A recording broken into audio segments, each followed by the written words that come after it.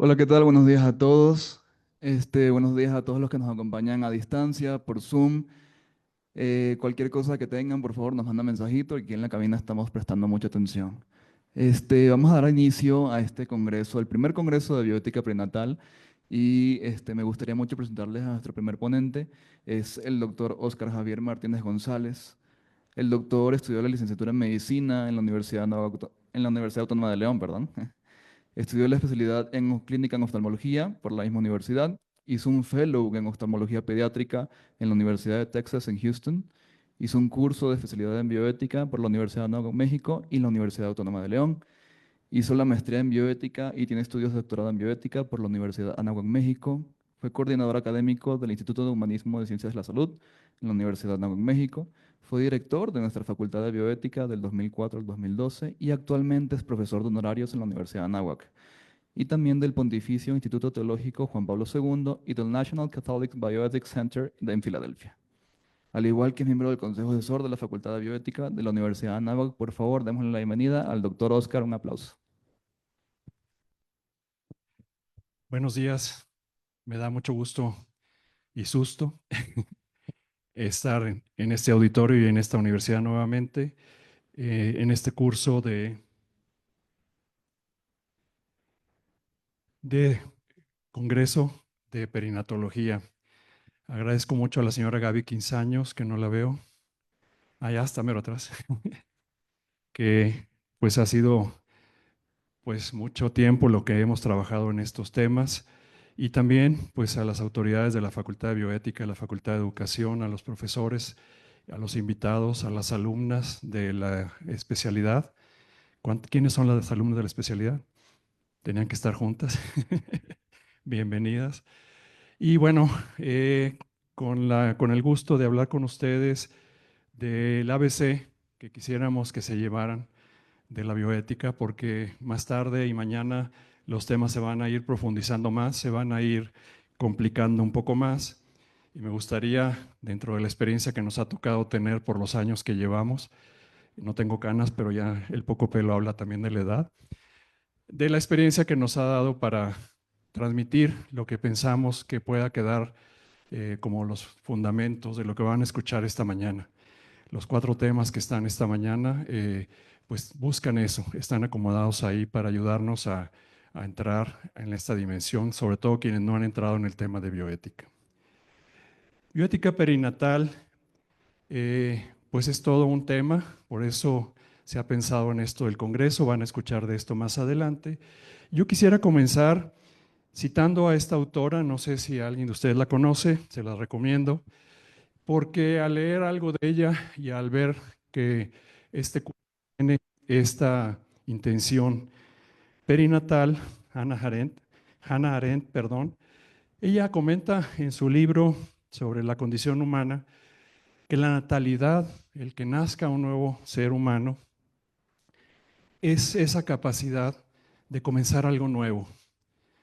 La natalidad puesta desde un punto de vista de una filósofa como una verdad. Pero no solo me quedo con esa frase, sino me quedo un poco más adelante, donde dice ya de una manera textual, y está entrecomillado, que cada nacimiento es un nuevo comienzo. Cada vez que nace una persona es un nuevo inicio de algo. Y en esto consiste la libertad de los seres humanos, la libertad de los seres vivos, en la capacidad de iniciar una acción nueva, una acción inesperada, una acción en la que nadie sabemos hacia dónde va a ir, un misterio, en pocas palabras, y me atrevo a decir un milagro. Un milagro cada vez que nace un nuevo ser humano. Esa no está en los libros de ella, pero lo agrego yo. Otro párrafo, otras ideas que quisiera que quedaran como el inicio para lo que quiero decirles, es que ella compara la llegada de un recién nacido que introduce algo nuevo en el mundo con las acciones de los seres humanos. Los seres humanos, como vamos a ver a continuación, actuamos, nos movemos, decidimos, y eso que hacemos, lo hacemos porque somos libres. Y entonces ella hace de alguna manera una correlación entre el nacimiento de un nuevo ser humano y nuestra libertad para actuar. Y entonces, como nacimientos en pequeño, dice ella, cada una de nuestras acciones tiene la capacidad de poner en marcha lo inesperado. En pocas palabras, ¿podemos hacer el bien o podemos hacer el mal? Y de eso se trata este congreso, de hablar de todo esto. Ella es una filósofa alemana, falleció en 1975 y bueno, no quisiera entretenerme más, pero creo que al ver el esfuerzo de este congreso, el tema que está detrás de este congreso y al recordar estas palabras de esta filósofa, creo que quedan y embonan muy bien para lo que espero que durante esta semana estemos tratando. Bioética. ¿Es un término nuevo? ¿Es una nueva interdisciplina? Pues sí. Vamos a hablar un poco de esto. ¿Qué es lo que podríamos decir que es nuevo?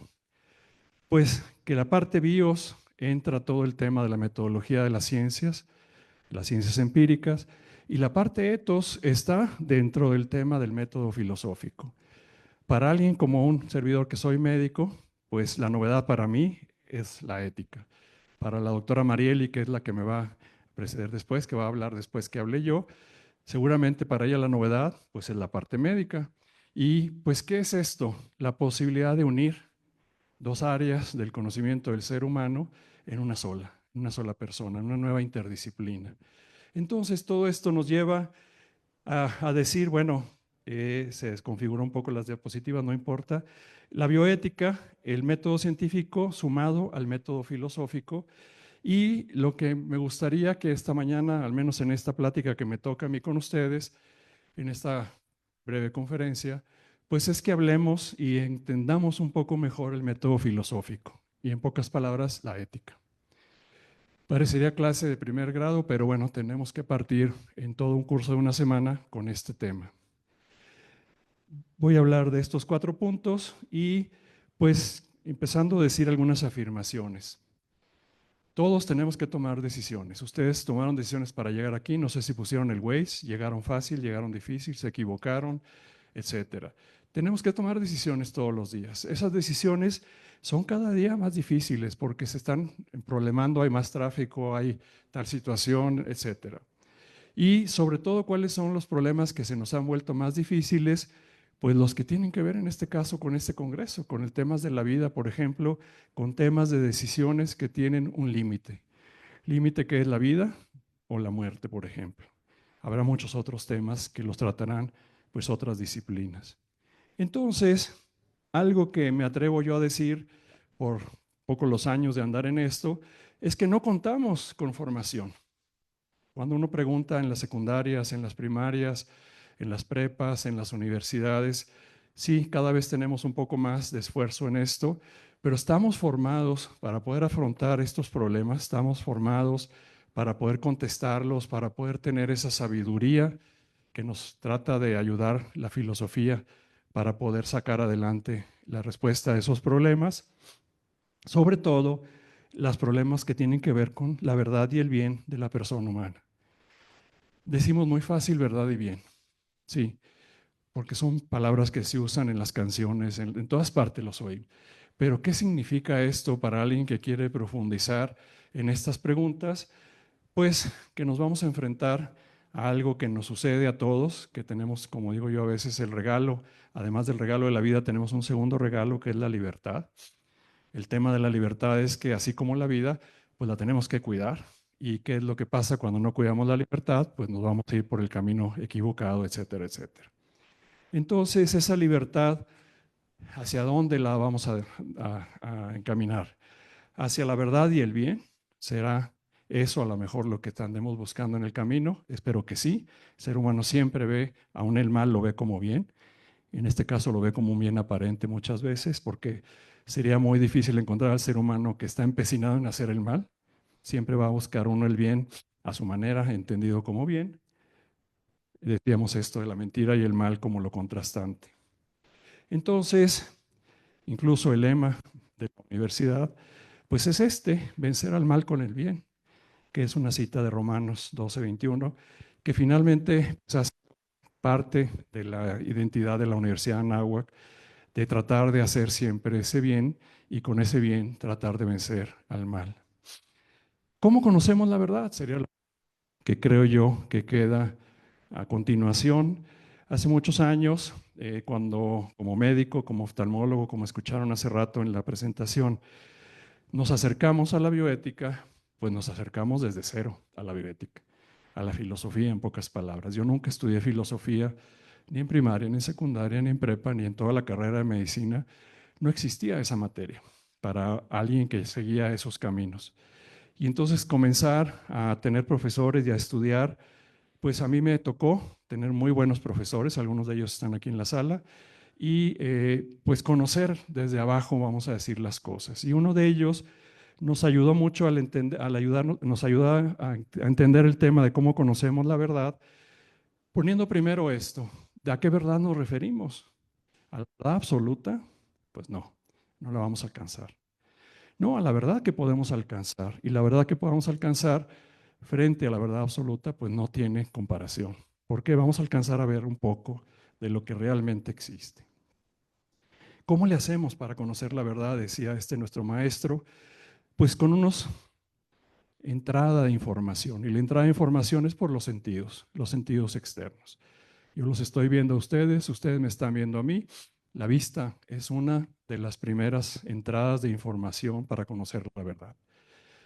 El oído, están escuchando. El olfato, el gusto y el tacto, ahí los dejamos ahorita, cuando menos en esta relación que estamos teniendo de maestro-alumno. Pero es como conocemos la verdad. Así comienza nuestra experiencia sobre la verdad. No hay otro camino, no hay como ahorita que vino la doctora Mariel y puso aquí su USB, y ya tiene la presentación. Eso no lo tiene el ser humano. El ser humano tiene que pasar por estos pasos para poder entender qué es la verdad.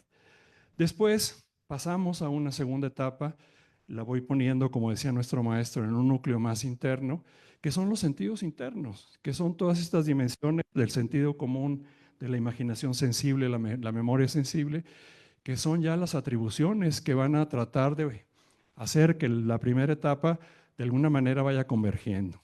Pasamos después por algo muy importante, sobre todo ahora que está de moda la inteligencia emocional y todo esto, los afectos. Le decía a su papá, a su hija, perdón, la hija al papá, no, el papá a la hija, perdón, ¿qué le viste a este tipo? Yo no le veo nada que valga la pena. Claro, él nada más la veía al novio, pero pues ella había pasado por otras etapas, por los sentimientos, las emociones y las pasiones, etc. Y terminamos todo el conocimiento de la verdad con este regalo que tenemos, que es nuestra inteligencia, que pasa por el concepto, el juicio y el razonamiento. Entonces hacemos el concepto con nuestra razón de todo lo que está desde el 1 hasta el 5, hasta el 4, perdón. Después hacemos un juicio y ahí podríamos colocar a la conciencia. La conciencia está ligada a la inteligencia y terminamos haciendo un razonamiento y una invitación a una decisión. ¿Y qué es esa invitación a una decisión?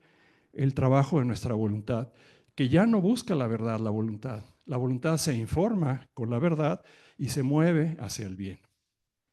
Y entonces si yo veo el escalón que tengo aquí enfrente y me doy cuenta que mide 30 centímetros y estoy operado en las rodillas, sería tonto que bajara por ahí porque me voy a caer. Entonces mi voluntad me dice, por ahí no, te vas a caer, vete por la escalera, etc. No sé si con esto estoy tratando de hacerlo de lo más sencillo posible. Esta sería para alguien que está empezando a entrar en estas dimensiones, cómo entramos, vamos a decir, a conocer la verdad y el bien. A continuación, con esa acción que vamos a hacer con la voluntad, a eso le llamamos la conducta humana. Y la conducta humana, pues es la materia prima para la bioética, como lo vamos a ver ahorita y lo van a seguir viendo más tarde con las demás sesiones que vamos a ver al rato sobre la antropología de la sexualidad, sobre la persona humana, sobre los diferentes caminos que ha seguido la bioética. Esa conducta humana que se espera que esa conciencia y la ley moral natural la inspiren para que se muevan hacia el bien. ¿Por qué no hacemos el bien? Y esa es una pregunta que la voy a dejar abierta, no la voy a contestar, pero sería algo que valdría la pena. ¿Por qué el ser humano se mueve hacia el mal? ¿Por qué hace el mal? Aunque no lo quiera. Lo dejo mejor ahí. Segundo tema, la historia. Es difícil resumir en poco tiempo lo que ha pasado con el tema de la salud, con el tema de los estudios de la ciencia del ser humano sobre la vida, y por eso pongo dos contrastes, la historia hasta cierto punto de este cuadro y pues lo que a lo mejor en un hospital se ve todos los días, ¿verdad? Un movimiento de un paciente que hay prisa por atender porque está con algún problema que tiene que ir a terapia intensiva o cirugía o urgencias, etc. Hemos pasado por muchas etapas en el campo de la salud, el campo de la medicina, para ayudarle a los profesionistas de la salud a tomar mejores decisiones no científicas, porque la ciencia sabemos todo lo que ha avanzado, incluso ahí en la foto se puede ver, desde Hipócrates la primera hasta pues una medicina actual, donde ya el médico ve más la tablet que al paciente y se la pasa escribiendo más en la computadora que viendo al paciente. Y quienes han pensado que a los médicos y a los profesionistas de la salud les hace falta un poco de orden para que controlemos esa pregunta que hice yo hace rato, ¿por qué el ser humano se mueve hacia el mal? Porque aquí hemos hablado de que estamos llamados a movernos hacia el bien, pero también nos podemos mover hacia el mal.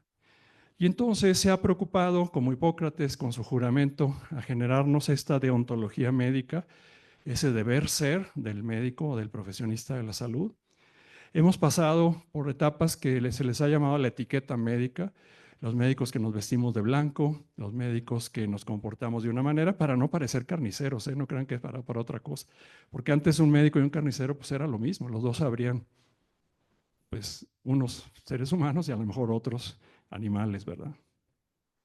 Hemos pasado por la legalidad en la salud, en el tema sanitario, que ha sido y sigue siendo pues un paradigma, porque pues siempre no va a ser, nunca va a ser suficiente, porque nos pueden poner en cientos de hojas o en miles de hojas todo un código, todo un tema legal, y pues cómo aplico eso legal a mi paciente que no se queda en ninguno de esos parámetros. Hemos pasado por la ética médica en los 60, 70, más cercano a esta etapa, y hemos ahora pasado, vamos a decir, a la bioética, que es de la que voy a hablar un poquito más a continuación. No es exacto, no es cronológico, pero de alguna manera nos da una idea de que los que tratamos a otras personas desde el punto de vista de la salud, sobre temas de la vida, no solo de la salud, tenemos necesidad de que haya de alguna manera un cierto orden en hacer las cosas. Si habiéndolo tenemos problemas, que no hubiera ese orden, ¿cómo estarían las cosas? Entonces, ¿qué podríamos ir cerrando hasta este punto? Pues que se han generado, me voy a saltar muchos siglos, porque no sería el lugar para hablar a fondo, ni el profesor ideal para hablar de esto, pero me voy a ir a los orígenes de la bioética como la conocemos actualmente. Hay mucho escrito, me quedo yo con lo que de alguna manera es más obvio, que se encuentra uno de una manera, ¿cómo se puede decir?, más institucional, y nos vamos a la Universidad de Texas en Galveston en los 50, donde ellos generan un instituto de humanidades médicas. Incluso de ese instituto tuvimos en la Universidad nuevos profesores cuando se dio el primer congreso de humanismo en medicina en 1990. Varios profesores de esa universidad estuvieron aquí presentando lo que en ese momento ya había sido la unión de la filosofía y de la medicina. La Universidad Estatal de Pensilvania en los 60, y pongo 3 puntos suspensivos porque no es el lugar para hablar ni el momento para hablar de todos los detalles. Y me salto a lo que podría decirse que es más evidente como ya un tema de bioética. Y son estas dos personas, un filósofo y un médico, el doctor Callahan, Daniel Callahan, y el doctor Hellegers, ginecólogo, donde el primero en el estado de Nueva York genera lo que es el Centro Hastings de Bioética, que tiene pues ya una buena antigüedad desde el 1969, que ha generado pues una gran cantidad de publicaciones, etcétera. Y el doctor Hellegers, que inicia con la familia del presidente Kennedy, pues todo este centro en la Universidad de Georgetown, que primero se llamó con el nombre de los papás del presidente José y Rosa Kennedy, Instituto para la Reproducción Humana y la Bioética, que ese era el sentido que le querían dar al principio, y después lo pasan en el 71 al Instituto Kennedy de Ética, que se puede decir que es uno de los centros pues, más grandes, con más acervos en sus bibliotecas y cursos, etcétera, que abrió la puerta para muchas de las cosas que conocemos en bioética. ¿Qué pasó después? Que alumnos de ellos, como Francesc Abel, se va al instituto y genera el Instituto Borja de Bioética en el 75, en Bélgica también inician en Lovaina, Centro de Estudios de Bioética en los 80, en Francia, Inglaterra, Holanda, etcétera. Helios Grecha, el cardenal Helios Grecha, el Centro de Bioética de la Católica del Sacro Cuore en el 85, una escalada en pocos años de instituciones en universidades que empiezan a unir lo que dijimos hace rato, el bios y el ethos, las ciencias empíricas y la ética, la filosofía. Empiezan también todo en Latinoamérica, en universidades de Argentina, de Chile, Colombia, México, etcétera. Podemos poner ahí un largo etcétera. Nosotros en la Universidad de Anáhuac, en 1990, cuando estaba el Instituto de Humanismo en Ciencias de la Salud, con el doctor José Cuti a la cabeza, el que está acá arriba, pues empieza el esfuerzo dentro de la misma Escuela de Medicina del arranque, vamos a decir, del esfuerzo de unir humanidades y bioética, y medicina, perdón, para generar la bioética. Todo esto inicia en el 90, después, en mayo del 2002, se funda la Facultad de Bioética. Ya hay, por ejemplo, pongo nada más algunos ejemplos, habría muchos, se llenaría la pantalla, Mariela me va a decir qué poquito pusiste, ¿verdad? Pero bueno, puse la revista también. Una revista que empieza desde 1990 y no se ha dejado de publicar desde entonces, la maestría, el doctorado, estudios, diplomados, etcétera. Y pues aquí están varios de los directores, faltan algunos todavía ahí, que de alguna manera ha sido un esfuerzo que ha generado en México pues todo un cambio en el tema de la bioética. ¿Por qué? Porque no existía en ninguna universidad. La Salle, la Universidad de La Salle, su escuela de medicina tenía a un profesor que daba clases de ética médica, pero no en sí de bioética. Pero pues el pionero en México, la pionera en México es esta universidad que genera este esfuerzo, que abre puertas para que todas las escuelas de medicina actualmente tengan materias de bioética, y no solo escuelas de medicina, sino de otras áreas. Y bueno, es la historia que estamos viviendo actualmente. ¿Qué ha pasado con todo esto? ¿Cómo resumir un poco hacia dónde ha caminado? Me fue difícil, quería poner 20 o 30 de estas flechitas de colores, pero dije, no, pues no caben.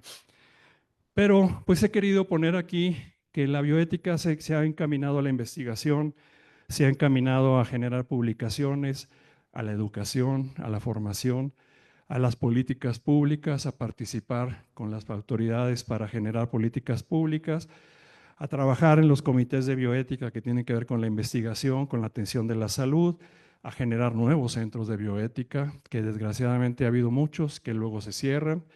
Yo espero que esta nunca se cierre, ¿verdad, doctor Pepe? Que siga adelante con mucho éxito siempre. Y otras, y en esas otras, pues podría ser el número que queramos. ¿Qué quiero decir con esto? Que la misma bioética ha ido encontrando los caminos en los cuales puede participar. Quienes hemos trabajado en estos temas, se han ido abriendo estas puertas, y finalmente pues nos encontramos ya ante todos estos casi 30 años, perdón, más de 30 años, en los que todo este tema pues ha pasado por diferentes etapas. ¿Cuál es la actual? Pues todo esto al mismo tiempo. Se están trabajando estos y muchos más temas. Aquí habría muchas preguntas, pero espero que más tarde, a la hora de las preguntas, podamos discutir un poquito sobre esto para poder cerrar lo que traigo preparado para cumplir con lo que me han pedido. Tercer tema, definiciones. Si se va uno, es una de las tareas que les encargaba a mis alumnos de la maestría, casi el primer día de clases. Búsquenme definiciones de bioética. El que traiga más tiene más puntos. Hay muchos, no puedo decir cientos, pero muchísimas maneras de definir la bioética. Pero en vistas de una definición que nos ayude a la metodología, su servidor se queda con esta, que está en la Enciclopedia de Bioética, que fue la primera edición que se generó en el 78. ¿Por qué me quedo con esta? Porque lo que dice la definición finalmente se puede de alguna manera aplicar en la metodología. ¿Qué dicen en esta definición? Que la bioética es un estudio sistemático, es una ciencia, en otras palabras, que estudia la conducta humana, primer punto a favor. ¿En qué campo? Pues en el campo de las ciencias de la vida y el cuidado de la salud, segundo punto a favor, por eso está puesto ahí en negritas. ¿Y todo eso para qué? porque también la conducta humana la ven los psicólogos, también la conducta humana la ven los politólogos, la ven los mercadólogos, la ve mucha gente, pero hacen con la conducta humana otras cosas. ¿Qué se hace en bioética con la conducta humana? Se pone frente a valores y principios. Una definición sencilla, una definición que no tiene mucho en contra de las leyes de la definición, las reglas de las definiciones, y creo yo, al menos la que yo más uso, aunque seguimos estudiando las otras para entender un poco mejor esto. Conducta humana, ciencias de la vida, cuidado de la salud y principios y valores morales son tres temas que van a escuchar ustedes durante esta semana, en los que estemos en este congreso. Poniéndolo, como oftalmólogo me gusta lo gráfico, como lo visual, poniéndolo en tres cajones, el acto humano con el campo médico, biomédico, la axiología, los valores, digo yo siempre, se pueden escribir en horizontal, pero no se pueden vivir en horizontal, o no está bien que los vivamos en horizontal. ¿Por qué? Les voy a poner el ejemplo. Ustedes están aquí el día de hoy, ahorita a las 9 de la mañana, me equivoqué, 9:02, y no están en otra parte. Lo que dejaron de hacer, ustedes, señoras que están estudiando el curso, no sé si tengan bebé, etcétera, lo que dejaron de hacer es malo y estar aquí es bueno. Pues no, las dos cosas son buenas, seguramente. Pero han decidido estar aquí. ¿Por qué? Porque los obligaron, porque los trajeron a la... No, no sé. Pero siempre tiene uno que poner un valor sobre otro para poder tomar decisiones, siempre. Entonces decimos, los valores los podemos escribir en horizontal a la hora que podemos poner el orden que queramos, pero cuando los vivimos tomamos decisiones sobre cuál ponemos arriba. Podríamos haber no venido o llegar tarde o lo que sea. Entonces, la axiología es esta escala de valores que nos va poniendo uno arriba y otro abajo, y en la definición no viene el tema de la calificación ética, pero es algo que se deduce. Si vamos a hacer un juicio de valores, pues tiene que salir una calificación. Pero yo me pregunto esto, ¿qué le falta a esta metodología? Le daríamos un punto extra a alguien que levante la mano y conteste. ¿Qué le falta? Los que ya han estudiado, no, no le voy a preguntar a los maestros. ¿No? Le falta, pues lo más importante, de lo que va a hablar la doctora Mariel en un ratito más, la persona humana. ¿Por qué? Porque según veamos a la persona humana, vamos a mover la escala de valores. Y eso es sumamente importante. ¿Por qué? Porque por un lado entra la esencia de lo que hacemos en bioética y por otro lado entra la dispersión que de alguna manera ha sucedido con la bioética. Y eso es lo que yo quisiera que hoy quedara claro, sobre todo en esta mañana, con estas pláticas que van a escuchar sobre esto, sobre la persona humana y sobre las diferentes concepciones que se tienen del ser humano y de los valores. Si se llevan esto, creo yo que ya ganamos mucho como parte de los organizadores de este congreso. Terminamos diciendo entonces que el acto humano, que también se conoce como conducta humana, el tema de las ciencias de la vida sería un segundo, tercero, significado antropológico. ¿Qué significa para mí, el ser humano, para cada uno de nosotros? Axiología, que son esos principios y valores, cómo los vamos a colocar. Y la calificación ética, que es una deducción de los primeros 4 puntos. Entonces, hablaré un poco del acto humano. El acto humano, pues es lo que hace el ser humano porque es libre y porque sabe lo que hace. Cuando alguien no sabe lo que hace, como sería un niño, pues no tiene responsabilidad. Cuando alguien sí sabe lo que hace, sí tiene responsabilidad. Si nos pasamos un semáforo en rojo, pues nos podrán detener y nos podrán multar porque sabemos, se espera que sepamos que el rojo es para detenernos y no pasarnos. Si traíamos un poco más de alcohol o algo en la sangre, bueno, ya es otra cosa. ¿Sí me explico? Entonces, los actos humanos en el campo de la ética, en el campo de la filosofía, nos hablan de actos que tienen que tener estas dos cualidades para poder ser tomados en cuenta para la ética. Un niño no tiene un comportamiento ético, está en un desarrollo, por lo tanto necesitamos formarlo, lo que decíamos hace rato. Se espera que un adulto, sobre todo un médico, sobre todo un profesionista de la salud, sobre todo un abogado, sobre todo un presidente de la República, como etcétera, etcétera, no digo más, se comporte a lo que está haciendo. Y a veces nos damos cuenta pues que hay comportamientos que no tienen mucho cercano o no tienen nada de cercanía con la ética. Y la libre voluntad, pues cuando de alguna manera no hay una coerción para hacerlo. Vamos a hablar de esto un poquito más aquí adelante. Entonces, advertencia o conocimiento es que nos demos cuenta de lo que estamos haciendo, pero no solo que nos demos cuenta, sino que nos demos cuenta que hay unas reglas que a lo mejor estamos rompiendo. Por lo tanto, no es solo la advertencia porque tengo 18 años, sino la advertencia con la conciencia de lo que estoy haciendo. Ese sería lo necesario para tener una calificación ética. Y la otra, que es el consentimiento, pues que no haya de alguna manera algo que te está obligando a hacerlo. Y vamos a ver ahorita también un poquito las objeciones, lo que hay detrás de las posibilidades que se dan aquí. Poner esto que es muy técnico y muy teórico, porque si no vamos a saltar más tarde en otro momento a hablar de los anticonceptivos o vamos a hablar de la fecundación in vitro, por ejemplo, y ya estamos en ese capítulo, pero no sabemos qué está ahí abajo. ¿Cómo llegamos a decir un sí o un no a un tema? Es que llegamos a decir un sí o un no desde abajo, no solo por el tema, sino por lo que está detrás. Nos vamos a encontrar que el número uno de los problemas que tenemos en los obstáculos es la ignorancia moral, la ignorancia ética. Lo que decíamos hace rato cuando decíamos tomamos decisiones, las decisiones son cada vez más difíciles, sí, y no estamos teniendo formación para hacerlas. Y entonces nos encontramos con grandes figuras en muchos campos, vamos a decir, sociales, que no tienen un gramo de ética, por, por la razón que sea. Entonces, la ignorancia es, creo yo, al menos en la experiencia que me ha tocado tener a mí, la número uno de las razones por las que tenemos la pregunta que dejé abierta hace rato, ese comportamiento hacia el mal. ¿Por qué? Porque no ven el mal. Porque lo ven como. Y las experiencias, quienes he mostrado en este tema por varios años, que hemos recibido pues interconsultas o vamos a decir que quieren que les apoyemos, cuando tiene un personaje enfrente con un gran currículum, con un gran talento, y cuando uno se encuentra esto, se siente uno bastante mal, porque es cómo es posible que llegues a esa cumbre con ese déficit tan grande desde el punto de vista moral. Es que no nos los han enseñado.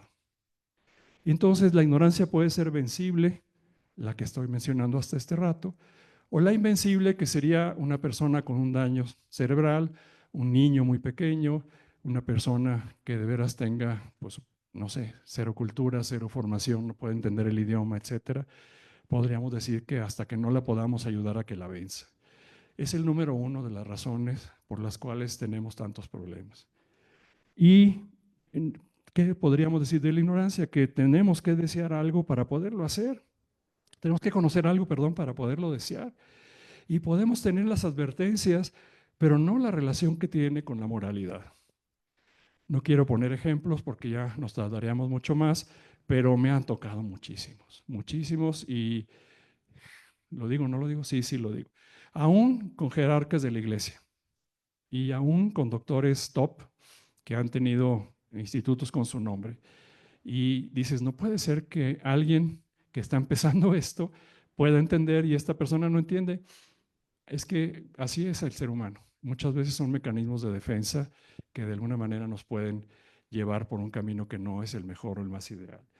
Y los obstáculos por parte de la voluntad los podríamos dividir en externos e internos. Externo sería el miedo, es que hice esto por miedo, es que si no lo hacía me corrían de la residencia, es que el doctor Pepe, que es el director de la facultad, no sé qué. El miedo no te quita libertad.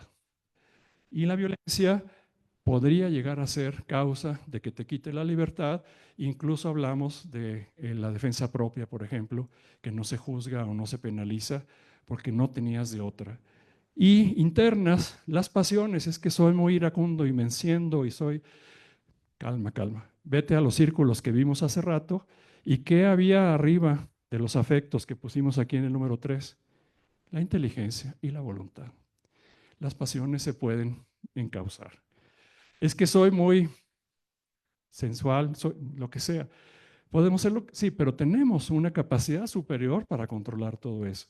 Y los vicios, vamos a hablar un poquito también de eso, que finalmente cuando ya son irreversibles, cuando ya está la persona en un estado pues ya muy avanzado de dependencia, etcétera, etcétera, seguramente ya esa persona no es libre, pero fue libre para haber iniciado lo que inició.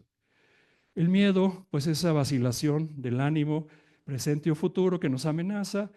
La violencia, decíamos, el factor externo, cuando es física podría vencer, que no se puede vencer, destruye la libertad. Y la moral nunca destruye. Es que tuve que hacer esto porque me dijeron que iban a secuestrar a mi hijo, etcétera. Sería difícil poner ejemplos puntuales. Las pasiones que buscan el bien sensible o intentan huir del dolor. Y decíamos los vicios que son vencibles hasta cierto punto, hasta llegar en un momento dado en una persona que ya no puede salir de su entrada, vamos a decir, a la adicción.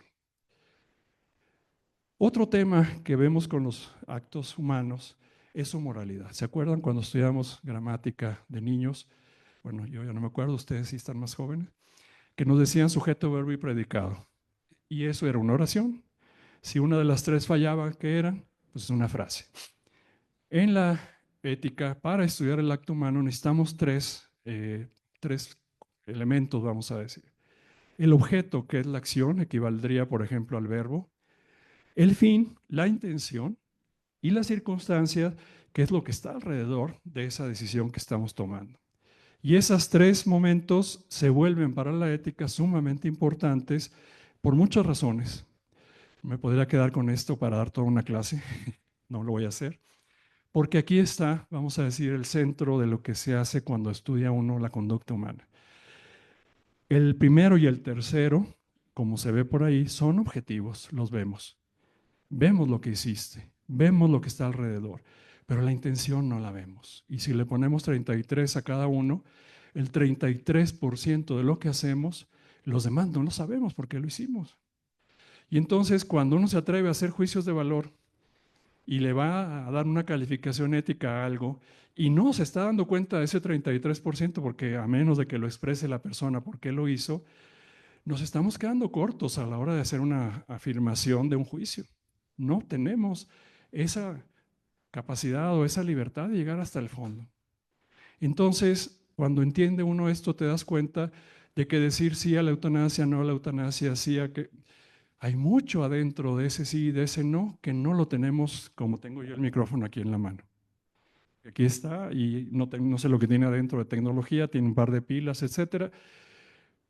En el actuar del ser humano hay un misterio, como decíamos, y por eso quise iniciar con estas citas de Hannah Arendt. Tenemos en nuestras vidas siempre un misterio y qué bueno que lo tenemos, porque imagínense si no tuviéramos eso, tendríamos la seguridad de los juicios, pues no habría nadie que se salvara. Y los que tenemos cierta fe decimos, bueno, qué bueno que tenemos una fe en alguien que nos cuida y nos perdona, etcétera, etcétera. ¿Por qué? Porque ya lo dijimos hace rato, tenemos una tendencia no hacia el bien, sino hacia el mal. Entonces, todo esto nos ayuda, pues, lo decíamos hace rato, el objeto es lo que hacemos, que la razón conoce, no es solo la acción, sino calificado éticamente. Yo estoy hablando para dar una conferencia, pero podría empezar a blasfemar, a mentir, podría rezar, insultar. No es solo el hablar, sino es el hablar para qué estás haciéndolo. Disparar un arma podría ser para asesinar o cacería o tiro al blanco, etc. La intención acá está adentro. ¿Por qué estoy dando esta clase? Porque me van a pagar un dineral. Perdón que lo diga. Pues no, estoy dando esta clase y la respuesta la sé yo. ¿Por qué están ustedes aquí sentados? Porque si no les pone Gaby cero a las alumnas, pues no, espero que no, Gaby. La intención no la sabemos. Y tercero, las circunstancias, pues ese quién, cómo, dónde, con qué medios, cuándo, todo lo que está alrededor de lo que está. Era una paciente terminal con una enfermedad de tal tipo, que tenía tal problema, que tenía tal otra cosa. Bueno, esas son las circunstancias que nos van a ayudar a hacer ese juicio. ¿Qué pasa? Que los actos humanos tienen que tener tres palomitas en las tres partes. Si una de ellas no tiene palomita y tiene tache, ese juicio va a tener una calificación de que no es un buen acto. Si una de las tres falla. Y entonces el trabajo de la bioética no es un trabajo de teórico, sí es, tiene que pasar por lo teórico, pero se tiene que volver práctico, porque la ética, como vamos a ver al final, no es para conocerla, sino es para vivirla. ¿Por qué? Porque está detrás algo que es importante, que es el bien de la persona humana en sí mismo y el bien de los que lo rodean. Como dijimos hace rato, tenemos ahora posibilidades de estudiar para contestar las preguntas que antes no las teníamos tanto en cuenta y contestábamos por experiencia. Vamos a preguntarle a la abuela, porque la abuela ya tiene mucha experiencia, que nos diga lo que vamos a hacer. Segundo tema, ciencias de la vida y cuidado de la salud. Una sola diapositiva me voy a dedicar. Lo que quieran, cualquier tema que está en los libros de bioética, como decíamos hace rato, y hay más, y podríamos hablar de inteligencia artificial, etc. Pues sí, el tema que queramos entra en el campo de la bioética. Si tiene que ver con la vida, con la libertad del ser humano, pues estamos en el campo de la bioética. Me voy a dedicar un poco, Marieli, me voy a entrar en tu campo, pero es una introducción, espero, con la persona humana. Y para dejar de hablar un poco y hacerlos participar a ustedes, yo les preguntaría a alguien que levante la mano para que se vuelva mi cómplice. ¿Qué ve? ¿Qué ven ahí? Adelante. ¿Y qué no ves?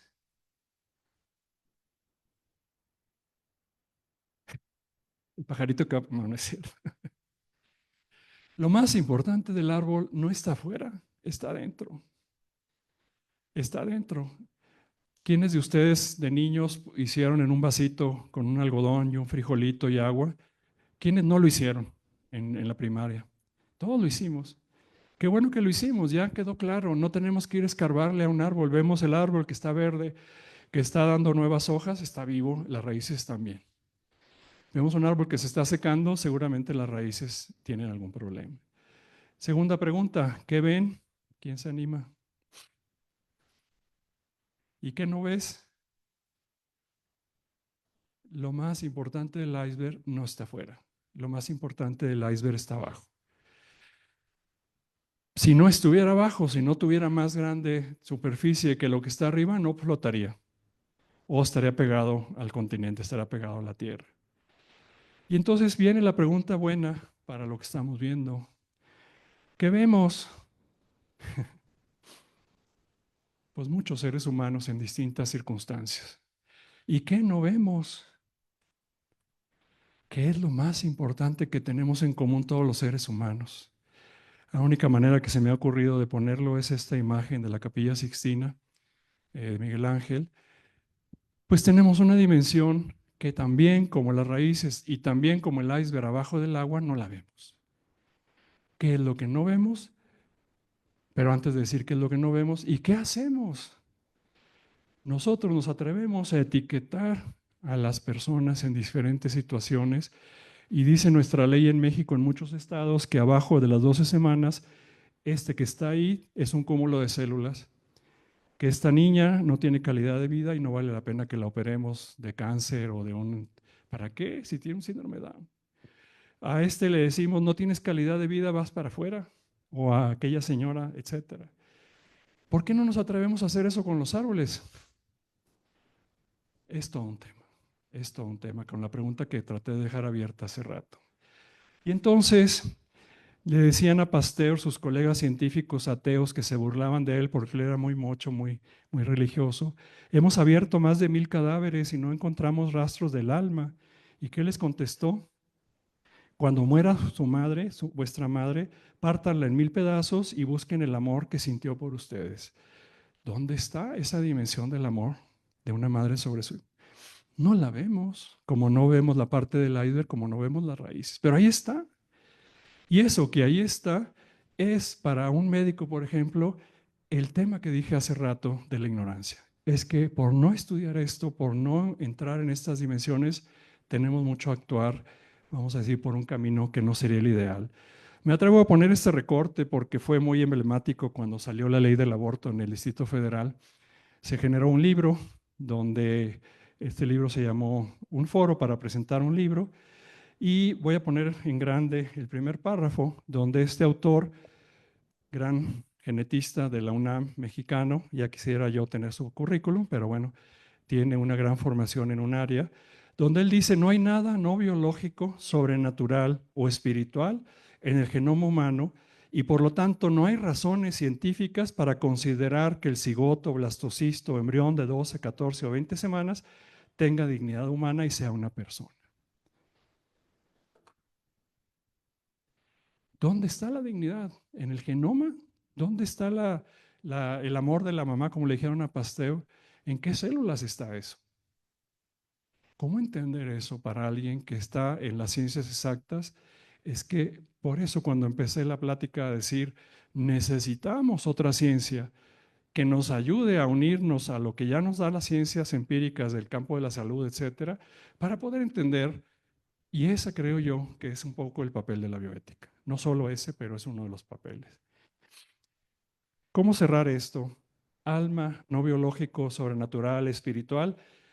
Pues en pocas palabras a eso le llamamos dignidad humana y de esto va a hablar en un momento más la doctora Marieli. El hombre, decía Thomas Hobbes, es un lobo para los demás hombres. ¿Por qué desde entonces? Porque siempre el ser humano tiene una tendencia hacia el mal y somos los de lo peor. Entonces me paso de una vez al último tema, al tema de la axiología. Vamos a tener tiempo para platicar, para descansar a lo mejor un poquito. Y nos encontramos que tenemos varios caminos para ver, me atrevo a ponerle persona humana 1, por ver a la persona humana tipo 2, tipo 3, tipo 4, tipo 5, tipo 6. Y me atrevo a poner un libro abajo de cada una, porque de acuerdo a como yo vea a la persona humana, voy a colocar una axiología y me va a llevar al libro de Sgrecha. Si veo a la persona humana con otra concepción, voy a dar una axiología distinta, una calificación distinta y me voy a ir al libro de estos autores de la Universidad de Georgetown. Si veo a la persona humana de otra manera, voy a llegar al libro del doctor Singer, o voy a llegar al libro de no sé quién, y al libro de no sé quién, y al libro de no sé quién. Y todo empieza con que todas tienen un solo inicio, que es el acto humano. Cualquiera de esos libros van a hablar del acto humano, así como les he hablado yo hasta ahorita. Los problemas de alguna manera comienzan cuando empezamos a ver a la persona humana como traté de ejemplificarlo con estos dibujos hace rato. Tipo 1, tipo 2, por no ponerle un calificativo distinto. La axiología, esos valores que vamos a revisar con la doctora Tarasco un poco más al rato, pues esos principios, esos valores y esas normas, de alguna manera tenemos que entenderlos desde el punto de vista de la filosofía en general, antes de poder llegar a lo que la diapositiva anterior nos trató de decir, que espero que sea fruto de lo que van a llevarse esta mañana. Con las pláticas que tenemos de hoy hasta mediodía, espero que salga una idea más concreta y si no es así, pues aquí vamos a estar como para preguntarnos. A mí me toca volver a hablar el jueves, podemos platicar de eso también después. La conducta humana siempre busca un fin. Y la conducta humana para conseguir ese fin, pues necesita estar iluminado por principios, valores y normas. ¿Por qué? Porque de alguna manera cuando somos pequeños no sabemos más que lo más inmediato, ¿verdad? Yo quiero llegar a comer, porque es la hora de comer. Quiero llegar a dormir, porque es la hora de... Pero no hay todavía una ilusión, no hay un horizonte, no hay un plan de vida. Yo tengo alumnos aquí en medicina que no tienen plan de vida. ¿Cómo que no tienes un plan de vida? ¿Cómo que no tienes una? Pues vas a terminar tu carrera ahí. Pues ya veré. Estamos batallando con eso. ¿Por qué? Porque en el momento que hace uno un plan de vida, ¿qué pasa? Te comprometes. ¿Me voy a casar? No me voy a casar. ¿Vamos a tener hijos? No vamos a tener. Al ser humano le está costando mucho hacer planes de vida. Porque se da cuenta que si los hace después y los dice, después le van a decir, ¿por qué no lo estás haciendo? ¿Por qué no te estás portando bien? Etcétera.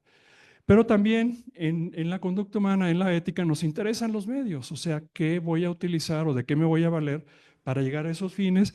También necesitamos principios y valores. Y entonces, lo que está puesto en la mañana de hoy tiene una intención de que para aplicar más tarde, en la tarde y mañana, etcétera, los demás temas, encontremos estos principios y valores y salgan ustedes de este congreso con alguna información. No quiero decir que esto les equivale a un doctorado, es más, podemos tener un doctorado y no terminar de aprender, pero eso sería, creo yo, lo básico que valdría la pena que se llevaran.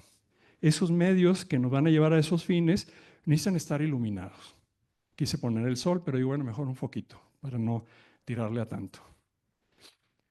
Son esos dos elementos que revisa la ética y son esenciales. Y entonces, ¿qué medios tenemos por lo general? Pues tenemos una familia, tenemos una educación escolar, tenemos una cultura, tenemos costumbres. Cuando viaja uno y se da cuenta cómo se vive en otros países, nos damos cuenta que tenemos una cultura de una manera, otros países tienen otra cultura, no tiran un papel al suelo, etcétera, etcétera. la época, las religiones, la legalidad, las actividades que desarrollamos, etcétera, etcétera, etcétera. Sí, sí tenemos guías, sí tenemos elementos que nos ayudan. Tenemos maestros, tenemos profesores, tenemos papás, etcétera. Pero, pues estamos a un nivel global, como está ahora tan de moda, pues que no vamos a ponernos de acuerdo todos. Y ahora que se habla de una ética global, lo primero que yo pienso es, ojalá, pero no creo que sea algo posible. Pues porque tenemos todo, vamos a decir, sectorizado de acuerdo a la época que nacimos, la religión que tenemos, y ponernos de acuerdo como, como una unión única de todos los seres humanos, pues no sé, pero bueno, ojalá y de alguna manera salga.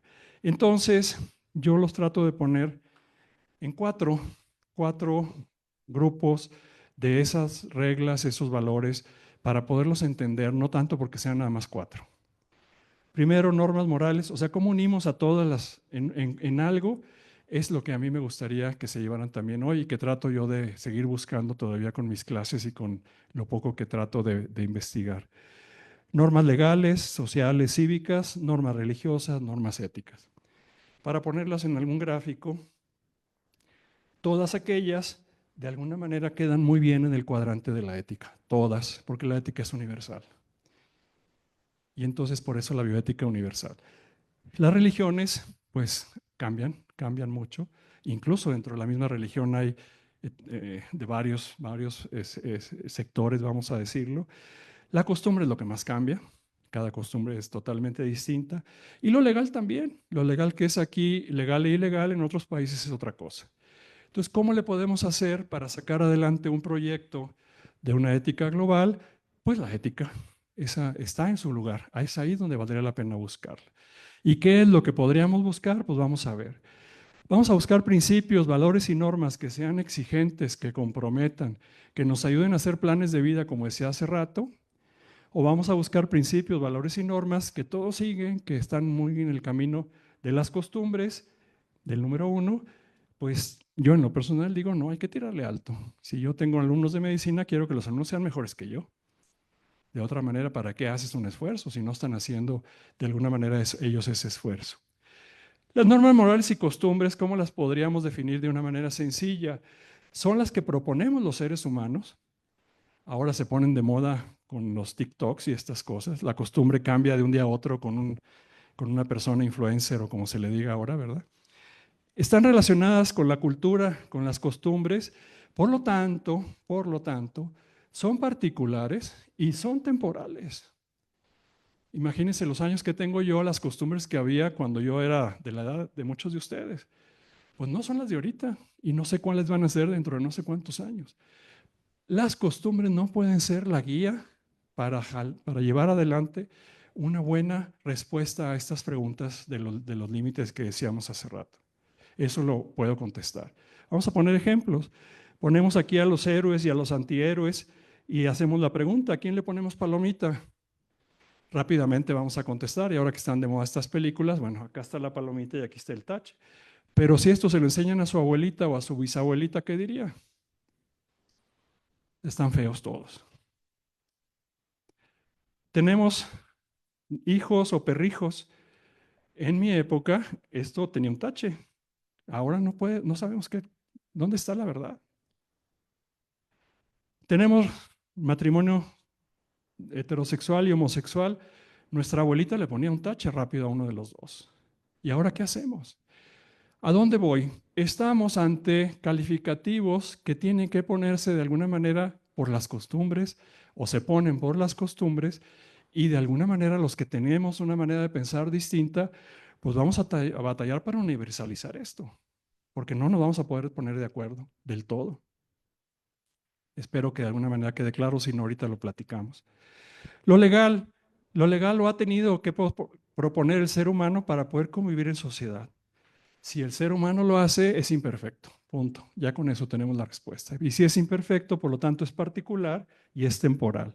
Cada país, cada organización, la NAWAC tiene su reglamento, la ALTEC tiene su reglamento, cualquiera tiene su reglamento, las reglas de la casa A, las reglas de la casa B, las reglas de la casa C, porque a un niño le dan permiso de regresar a las 2 de la mañana y a otro a la 1 y a otro no regresar. Porque el ser humano pone de alguna manera reglas para convivir en sociedad. ¿Podrán ser estas las maneras en las cuales nos vamos a poder poner de acuerdo todos? Yo me atrevo a decir que no. Tenemos manejar abajo de 18, no tomar en 21, la velocidad máxima, teníamos el tema del COVID, podemos poner cualquier tema. Son temas que nos ayudan, sí, no están mal, nos sirven, sí, pero no pueden ser el fundamento. Las religiones no las propone tampoco el ser humano, por lo tanto, son particulares y son atemporales por aquellos seguidores de dicha religión. Nos podríamos poner de acuerdo todos en el mundo con la religión tal, tal o tal. No, vamos a seguir divididos. ¿Qué es lo que es común? ¿Qué es lo que puede ser común? Las normas religiosas, por ejemplo, tenemos el que lo sepa todo el mundo, el aborto siempre es un crimen, etcétera. Cualquier religión nos va a dar indicaciones que los demás no tenemos por qué cumplir, o no están invitados, o no es obligación cumplir. Nos queda la ética. La ética, su razón de ser, primero es que no la propone el ser humano, una importante. Son aquellas que están siempre encaminadas hacia la verdad y el bien de la persona humana, según lo que vamos a ver también al rato con la doctora Marieli, y que por lo tanto son universales y atemporales. La ética es universal y no cambia. Pues yo pagaría dinero por esta, no sé ustedes. Pero bueno, vamos a ver algunos ejemplos. La verdad y la mentira son universales. Siempre han tenido un tache, perdón, una palomita y un tache. La honestidad y la deshonestidad. Y podríamos poner muchos otros. Pregunta final. ¿Qué podemos hacer para tomar mejores decisiones ante los problemas que enfrentamos todos los días? Es una pregunta que ha sido para mí la pregunta. La pongo final porque es para mí, pero también para ustedes. Y pues voy a aprovechar, no sé si vamos a poder ver este video, esta parte del video, pero pues desde que lo vi la primera vez como médico y vi la vida de Patch Adams y esta escena, pues siempre me ha contestado esa pregunta. En el inicio de la vida de Patch Adams, de este ahora médico, empiezan las escenas ahí cuando lo internan en un hospital psiquiátrico por la sobredosis que tenía ya de medicamentos, etcétera, y entra en un hospital psiquiátrico que parece cárcel. Y lo primero que se atraviesa por ahí, la primera persona le pone la mano y le dice, ¿cuántos dedos ves aquí? Y le contesta 4 y se van. Y la segunda escena es cuando Patch Adams regresa y le pregunta a este señor, oye, ¿por qué no te gustó mi respuesta si vi 4? Y entonces le dice, vuélvelo a ver, le hace 3 o 4 intentos y siempre contesta 4. Entonces, a lo que voy y la razón por la cual agrego esto dentro de esta explicación que trato de hacer es, no veas el problema, ve a la persona. Y entonces también me gustó porque soy oftalmólogo y oftalmólogo de niños y ver doble, la diplopia que se hace cuando haces eso, pues exactamente era mi trabajo durante los años que trabajé como oftalmólogo, 15 años. Y entonces al ver, yo estoy viendo aquí a mi esposa que está adelante y tengo los 4 dedos, se me vuelven 8. ¿Por qué se me vuelven 8? Porque cada ojo va a estar viendo allá y va a captar 4 y el otro va a captar otros 4. Pero esto incluso a él le hizo cambiar la vida porque de ahí incluso salió del hospital y hizo lo que ha hecho y sigue haciendo. Creo que ahora su hijo es el encargado de esos hospitales y todo el esfuerzo para ver la medicina desde otro enfoque. Pero la razón de poner esto es no veamos el problema, veamos a la persona. Porque si vemos el problema, nos vamos a quedar en el problema. Si vemos a la persona, vamos a tener la oportunidad de ver más allá, como le decía esta persona a Patch Adams. Y si ves más allá, ¿por qué no lo hacemos? ¿Por qué no hacemos esto? Aprender a no centrarse solo en el problema, decía la respuesta que le da este señor a Patch Adams. Hay que aprender a ver más allá, hay que aprender a ver a la persona que tiene el problema. Y entonces nos hemos acostumbrado a ver casos en bioética. Y vemos el caso en la bioética, pero pues es teórico y podemos decir lo que queramos, porque es teórico. Cuando lo vamos a ver en la verdad, el tema es, cuando es un estudiante de medicina y no ha hecho nunca una incisión, el día que haces una primera incisión, te tiembla todo. ¿Verdad, doctores? Pero bueno. Y luego dice al final, es importante ver lo que los demás deciden no ver ¿Y por qué los demás deciden no ver? Y esta es un poco la respuesta a la pregunta que dejé abierta. Por temor, por conformismo, por pereza, por costumbre, le agrego yo. No nos interesa involucrarnos, y si no nos interesa involucrarnos, no vamos a poder de alguna manera ver a la persona, y si no vemos a la persona tenemos todos los problemas que estamos teniendo y la necesidad de un congreso como este y la necesidad de una facultad. Yo alguna vez dije, ojalá y se cierre la facultad de bioética algún día. ¿Qué va a decir allá el padre Favor? Sí lo dije, padre, porque no fuera necesaria.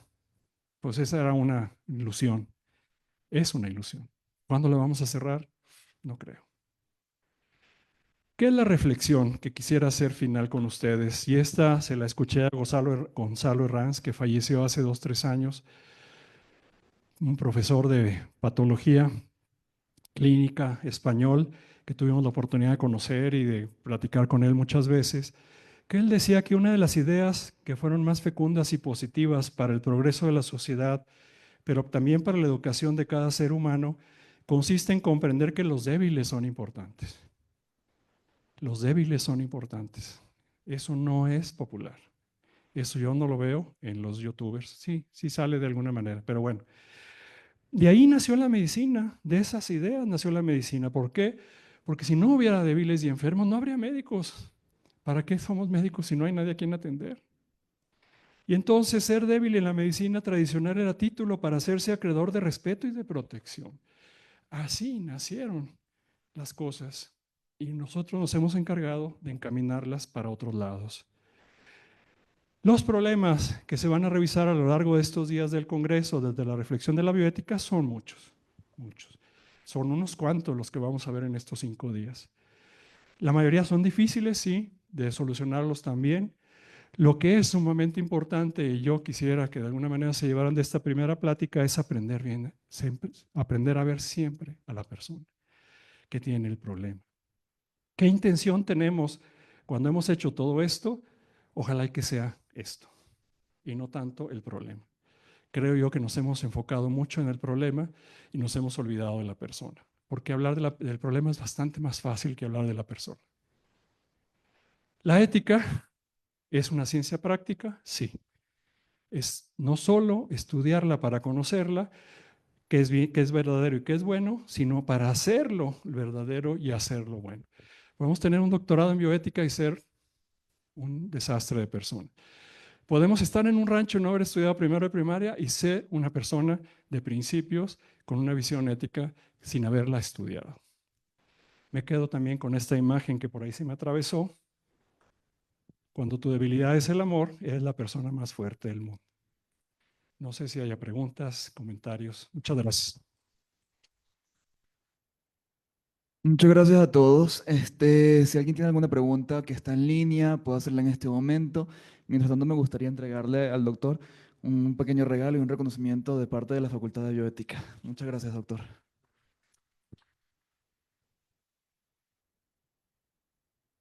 Bueno, aquí en el chat están felicitando, qué bonita ponencia, gran ponencia, preciosa ponencia, muchas gracias. Tenemos aquí 103 personas conectadas que están aplaudiéndote mucho, fantástico, muchas gracias. Muy bien, aquí hay una primera pregunta. En las fiscalías de México, ¿qué tanto se aplican estos principios? Y la respuesta está muy obvia. Debe de haber de todo. No puedo decir que todo esté mal, sería un error decir eso. Debe de haber de todo. Hay gente buena en todas partes. Aquí por eso dejo esta imagen. Y pues estamos llamados a ser mejores. Yo creo que a no conformarnos con lo que está a nuestro alrededor, que muchas veces parece que nos gusta o nos da la idea de que vamos bien, pero yo creo que la invitación del ser humano siempre ha sido a subir, a subir, a subir, a seguir. ¿Y qué quiere decir subir? Pues quiere decir enseñar un poco a que estos temas tienen una solución siempre y cuando se enfoquen de manera adecuada. ¿Cuántas veces nos enfocamos viendo a la persona? Todos caemos, tenemos una naturaleza caída, pero tenemos que tratar de usar ese factor que tenemos en contra para ponernos a trabajar en el factor a favor. Entonces, la respuesta pues no la puedo precisar, no tengo información más completa. Bien, aquí hay algunos otros comentarios. Dice, excelente ponencia para reflexionar sobre nuestro trabajo diario y más aún que trabajamos con las madres y con sus bebés en momentos tan sensibles. Pues muy bien, hay muchas felicitaciones, doctor, no se alcanzo a leer todas, pero qué manera de arrancar este congreso. Creo que has puesto la vara muy alta para todos los que te seguimos. Te agradecemos de corazón tu cariño, no solamente con el congreso, con los estudiantes de la especialidad, con las facultades, pero con la universidad y sobre todo tu cariño con la bioética, porque tú hablas desde lo que eres y con tu esposa presente, pues qué mejor. Así que un fuerte aplauso para el doctor y gracias por estar con nosotros.